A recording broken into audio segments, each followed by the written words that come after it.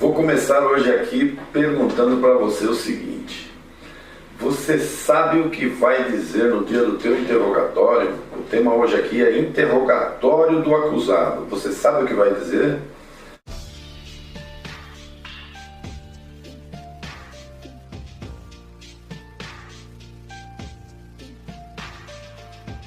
Você está com medo de dizer algo errado lá, no dia do teu interrogatório. E nesse caso, eu te pergunto, será que você pode se negar a falar? Será que você pode confessar a infração? Será bom isso para você? Você sabe como é que você vai se vestir e como é que você vai se portar no dia do teu interrogatório?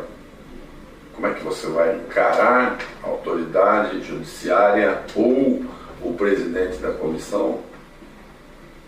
Então, já deu para perceber, né, que o tema de hoje é muito importante. Nós vamos tratar aqui de algo que pode depender o sucesso daquela causa. Isso, o teu interrogatório e o teu posicionamento, ele pode ser decisivo para o sucesso da sua causa e para a sua carreira, né? Naturalmente. Então, se você ainda não me conhece, eu sou Lucas Gomes Gonçalves, eu sou um advogado especializado em direito administrativo disciplinar. Quando comecei minha carreira, eu comecei na área criminal, área penal, e o processo penal, ele tem muitas coincidências, ele é muito parecido com o processo administrativo disciplinar, porque ambos visam a aplicação de uma pena. Os ritos são muito parecidos, ok? Então, a gente também defende o funcionário público nas fazendas públicas, né, nas varas de fazenda pública, através de processos de reintegração do funcionário e lá também na área criminal, nos crimes próprios do funcionário público. Então, eu te convido a ficar aqui com a gente, né, ficar aqui comigo, que eu vou te dar dicas valiosas que poderão mudar o rumo da sua causa, tá? Tudo hoje no tema interrogatório do acusado. Vamos lá. Você saberia dizer para mim o que é um interrogatório subreptício? A palavra subreptício tem o significado literal daquilo que foi conseguido por meio ilícito ou fraudulento. Então, presta atenção. No vídeo passado, nós falamos sobre apuração preliminar. Eu alertei sobre esse tipo de interrogatório, sem dar esse nome, né? Eu não dei nome a ele, mas eu alertei sobre esse tipo de interrogatório. Por quê? Na verdade, ele não é um interrogatório formal. Então, quando você, funcionário, é chamado para uma apuração preliminar, existe um determinado jogo nisso, né? Você não é alertado sobre o seu direito ao silêncio e nem que deve estar ou não acompanhado de advogado. Por quê? Porque formalmente você ainda não está sendo acusado. Então não é ilegal, mas na prática, né, funciona como uma forma de você se complicar, né, porque você não está sendo orientado. Você vai estar sendo chamado para dar a sua versão dos fatos e essa versão vai ficar gravada nos autos. E mais tarde isso vai poder ser usado contra você. Porque embora você não estivesse no crivo do contraditório, você falou aquilo. E aquilo está gravado. Ok? Pode se refutar, pode se dizer, mas ficou ali gravado. Então vamos combinar o seguinte, tá? As dicas práticas que eu te der aqui hoje, né, serve aqui para o processo e para a sindicância, serve também para a apuração preliminar. Então tudo que eu disser aqui vai servir lá se você for chamado para uma apuração preliminar. Legal? Bom, vamos falar da previsão legal do interrogatório no âmbito penal. porque ela tem o mesmo teor, o mesmo sentido dos estatutos, vários estatutos que tem. Estatuto do Funcionário Público Federal, estadual, municipal, cada município, cada estado tem o seu, ok?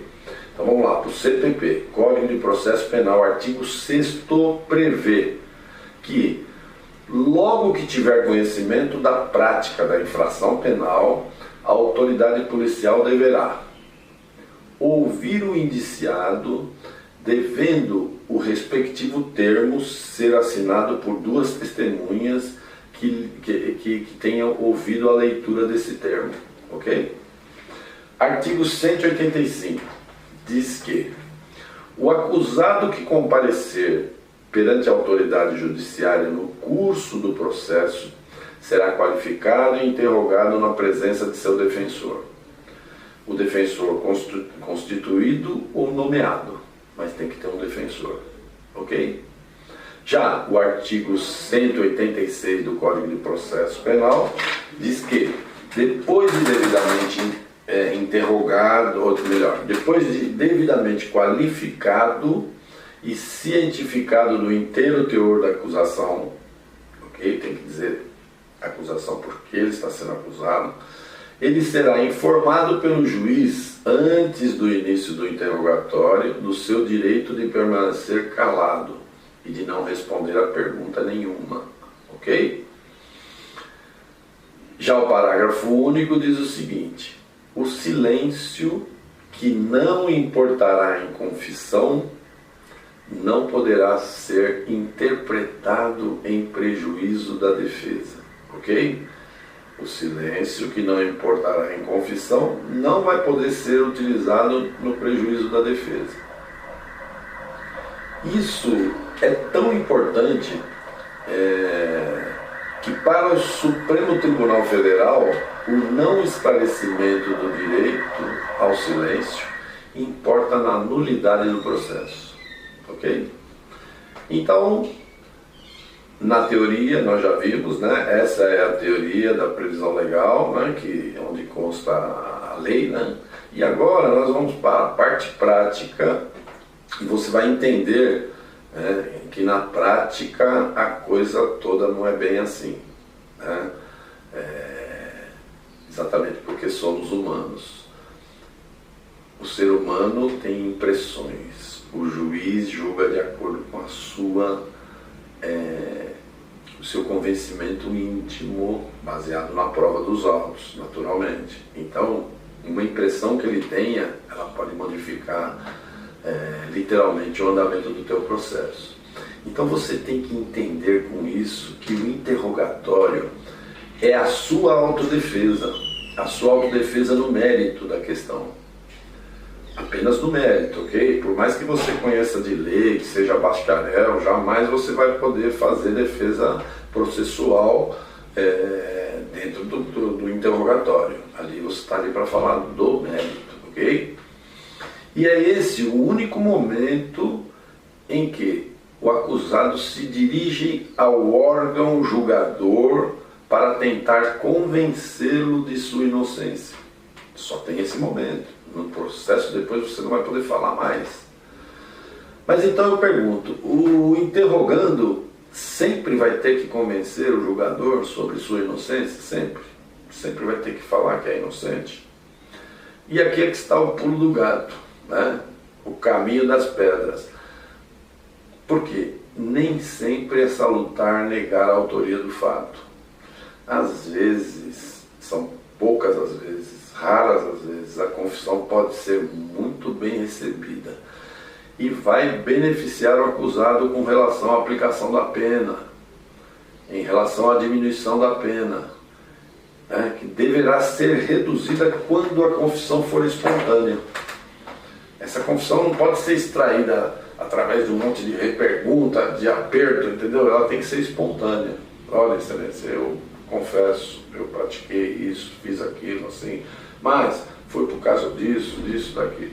Veja bem, então, quando você parte para uma negativa de autoria, ou seja, não fui eu, você está indo para tudo ou nada, é tudo ou nada, ok? Por quê? Porque você não pode, naturalmente, negar algo e ao mesmo tempo dizer, por exemplo, que naquelas circunstâncias você foi obrigado a praticar o ato indisciplinar, o crime. Porque você negou.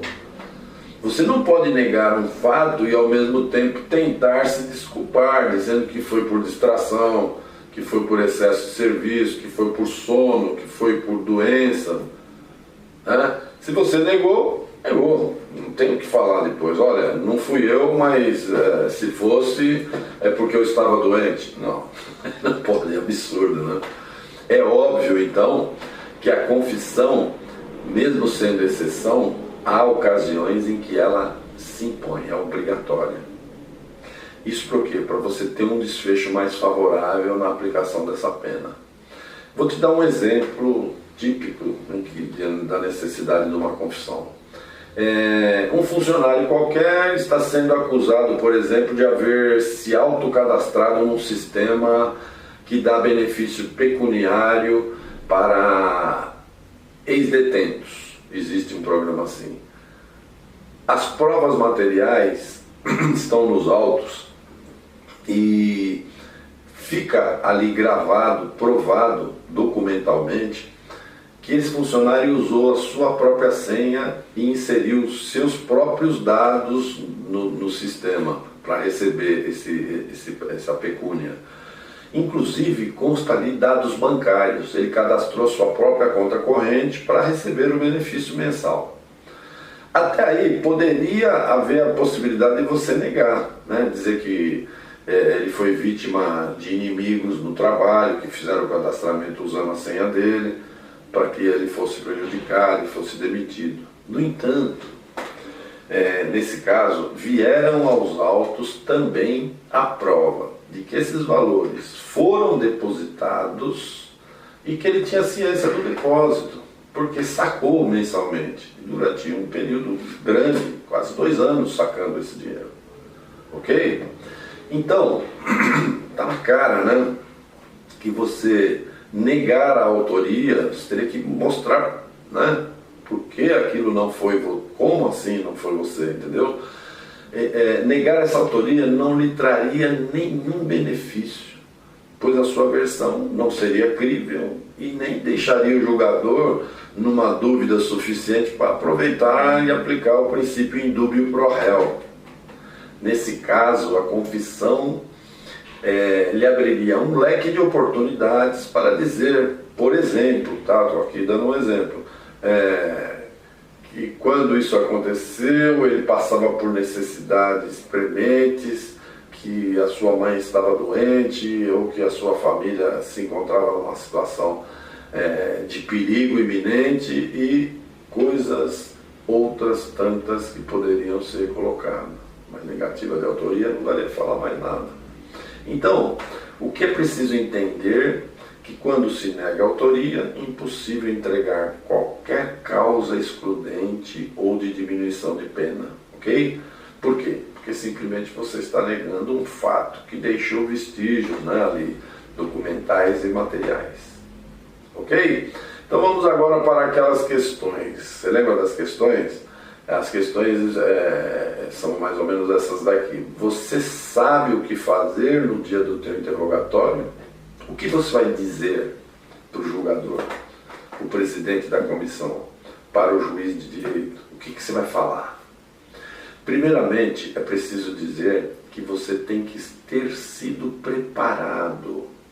Você tem que ter sido preparado para saber exatamente o que dizer. No interrogatório não há lugar para imprevistos e improvisações. Eu vou lá, se ele perguntar, na hora eu vejo o que vai ser dito. Não existe essa possibilidade. O processo ele tem que ter sido estudado pelo seu defensor, né, minuciosamente, que deverá interrogar você sobre todos os pontos imagináveis e inimagináveis, para que você possa entregar uma resposta coerente, uma resposta defensiva. Então, como eu vou dizer tudo isso, mesmo depois de preparado? Como é que eu vou falar? A sua palavra, a sua atenção deve ser dirigida ao julgador, a ele, sem desvio de olhares. Para o defensor, que quando não alerta o seu cliente, ele faz mais ou menos assim, sim, perfeitamente e tal, e olha para o defensor como se tivesse pedido algum tipo de aprovação, ok? Sua atenção voltada para o julgador.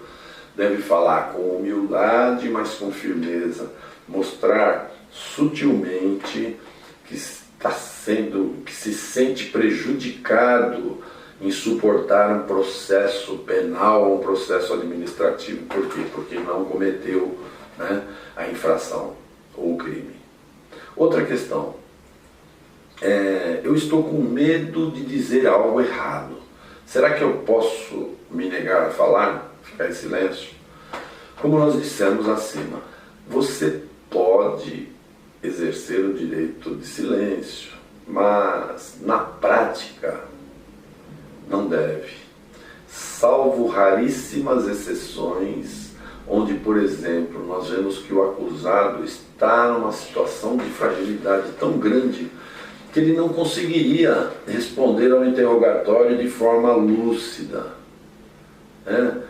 Se perguntar para ele qual a cor da bandeira brasileira, ele vai falar que é vermelha, preta. Então, nesses casos raros em que o defensor não consegue preparar o seu cliente de uma forma aceitável, o melhor mesmo é optar pelo silêncio. Por quê? Porque o nervosismo levaria essa pessoa a dizer qualquer coisa, e qualquer coisa é tudo aquilo que o defensor não espera de um interrogatório. Você tem que saber o que vai dizer. Uma outra questão, parece ser engraçada até, como eu vou me vestir, né? Eu coloquei essa questão porque muita gente se importa bastante com isso, e isso não tem a menor importância a não ser com relação ao respeito, né? Então, tipo de cabelo, tipo de decote, tipo de saia, tipo de roupa que a pessoa vai usar, ela tem que ter uma sobriedade para entregar o respeito que o local, né, que o órgão exige, ok? E como me portar na frente do julgador? De certa forma, nós já dissemos tudo, né? Você deve encarar com franqueza, responder com educação, buscando sempre convencer que a sua versão é verdadeira, ok? Finalmente, eu devo esclarecer que o defensor também tem um papel importantíssimo no interrogatório do acusado. Muito embora seja o momento do acusado, ao final o juiz ou o presidente da comissão do processo, ele vai ter que oportunizar a palavra ao advogado, obrigatoriedade. E ele vai falar: doutor, o senhor tem algum esclarecimento para ser feito? E é nesse momento que o advogado, que já anotou o que o cliente dele não disse, esqueceu de dizer, deixou de dizer, vai reperguntar. Ele vai falar com o juiz e o juiz pergunta para o acusado. Com relação a esse assunto, excelência, que gostaria de saber isso, aquilo. Ele pergunta, pode responder assim, assim. E aí você vai fechar a coisa toda. Outro ponto importantíssimo do papel do advogado é zelar para que as palavras do seu cliente sejam fielmente transcritas e não interpretadas pelo juiz ou pelo julgador ou pelo presidente. E não são raras as vezes em que ele é obrigado a intervir, o advogado é obrigado a intervir para fazer constar algo que o juiz não colocou ou para completar o que foi dito pelo acusado. Ok? Então, hoje eu falei sobre audiência de interrogatório. No próximo vídeo eu vou falar sobre audiências para ouvir as testemunhas de acusação e de defesa. Então vai uma dica aqui. Tire suas dúvidas do nosso site. Nós temos um site interessantíssimo, projudice.com.br, vai ser escrito aí embaixo. Vá lá no campo, fale conosco e eu mesmo vou responder para você com o sigilo necessário, ok? Agora também vou te pedir uma gentileza, tá? Deixe suas dúvidas e sugestões sobre coisas que você gostaria de saber, sobre como proceder durante um processo. Quem sabe a sua dúvida não seja alvo de um novo vídeo nosso, de um próximo vídeo, porque deverá ser dúvida de muitas pessoas. Nós vamos julgar isso, ok? Dá um like, compartilha esse vídeo com seus amigos, coloca lá nas redes sociais, nos grupos de funcionários públicos, Facebook, WhatsApp, e se inscreva no nosso canal, pois nós temos sempre matérias super interessantes. Nós postamos vídeos semanalmente, toda semana você vai ter um vídeo novo para saber sobre o assunto, ok? Então, fique em paz, muita força e energia e até uma próxima oportunidade.